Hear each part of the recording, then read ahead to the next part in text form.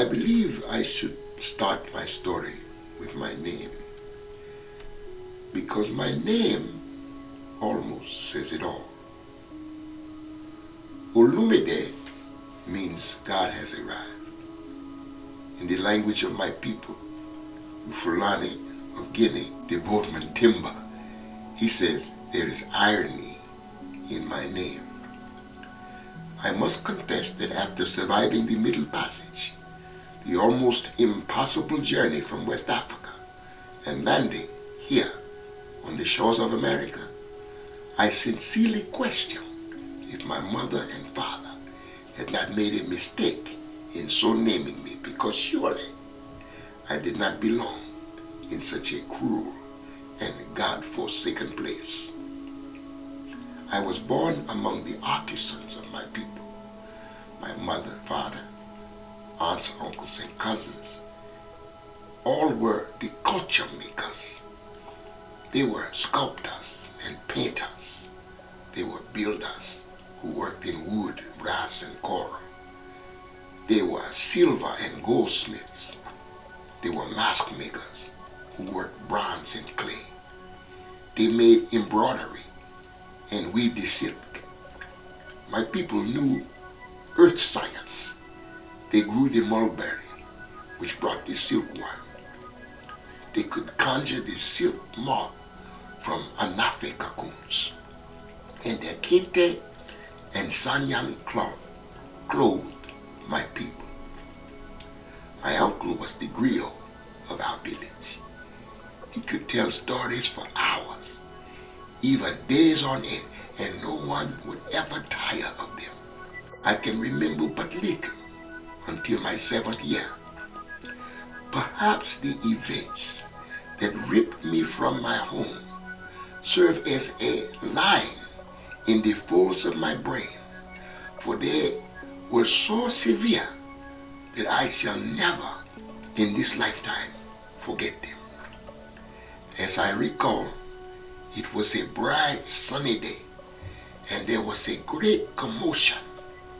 It seemed that from nowhere and everywhere there appeared 100 mandinke pounding on the djembe drum. Our village, Kumara, was a few kilometers west of Kurosa. Kurosa is known for its arts and its crafts, not war. We were all so quickly frightened. We were as your possum here, shocked motionless with fear, not able to move. The Mande warriors towered over me. They seemed as tall as trees. One placed a sack over my head and pushed me with his spear. 1 minute I was playing, the next I was being forced to a place I know not where. I have no way of knowing how long we were nudged and pricked to move along so, day after day. We marched from sun up till the sun set and were only fed enough to survive the journey, until we came to where the land ended and the sea began. There to behold was one of the most frightful sights of my life. It was the dreadful floating man-eater, the Melee. It was called the good ship Charles, though I have never learned why the word good was applied to it. We could smell the stench of its cargo a full day before we spotted it. It reeked of death and rank fear. Fear has a stink of its own.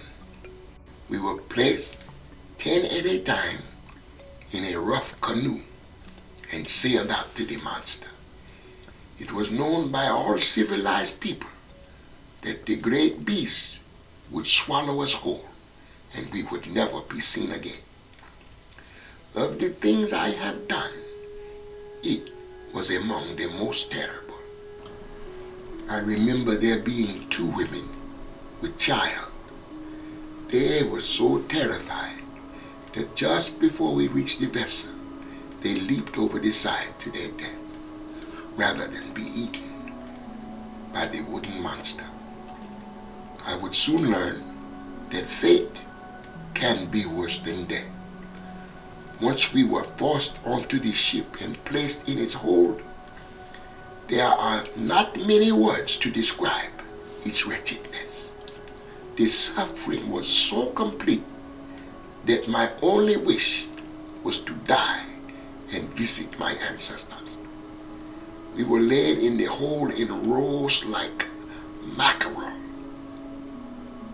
one atop the other. The morning after the first night, we were forced to the deck at sword point and doused with seawater. The ship's crew would crack their whips and make us jump and skip, which they called dancing.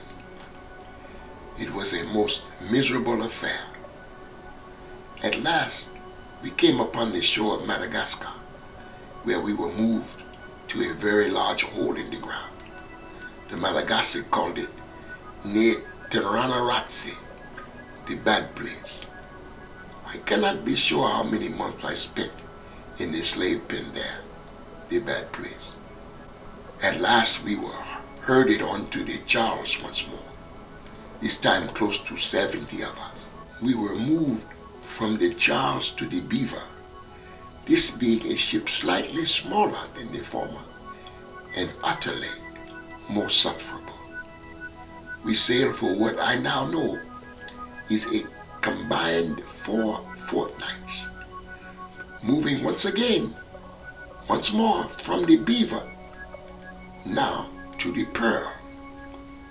At last we reached the port called Hudson Bay, in the place here, New York. I had never seen nor heard nor smelled such confusion. I had been to market in my homeland, but never had I seen all manner of humanity teeming and bustling so. The smell of fish and of gunpowder, the smell of beaver, elk, and of fox was enough to wrench the gut it was. Before our docking, I had only seen my tribesmen, my neighbors, and the few white men who had made the voyage. I had never seen the ruddy skin color of the Manhattan, the strange features of a Chinaman, nor had I seen the face-painted splendor of the Mohawk. Our feet were shackled, and we were shuffled off to the market square between Pearl and Water Street. They shoed us in the slave pen like you would shoe a hog or a cow. We were kept there most of 3 days. I remember well because little Shola, who had been among us since Madagascar, I thought she was going to die from the fever. The slave pen of New York was the coldest place I had ever been in my 11 years of living. After 3 days, we were taken in wagons to this great large estate where the grass was vast. It seemed to be rolling in the wind, so green. We were greeted by the woman called Bibi, which I learned in Swahili meant grandmother. She had the kindest eyes I have ever seen. She was an angel of mercy who nursed upon us. She fed us broth and bade us sit in tubs of water where we were cleaned. The next day, we were marched to the front lawn of the enormous manor, a mammoth mansion so huge as to defy explanation. I had not seen a dwelling so massive in my life. We were placed in a line so as to be inspected by Lord Master Frederick Philippe and his steel-eyed wife, the Mrs. Margaret. I recall thinking that I had never seen a human with skin so white as hers. She was as pale as a ghost and appeared to have almost no lips at all. And her eyes were the color of ice blue, cold as the Atlantic seawater.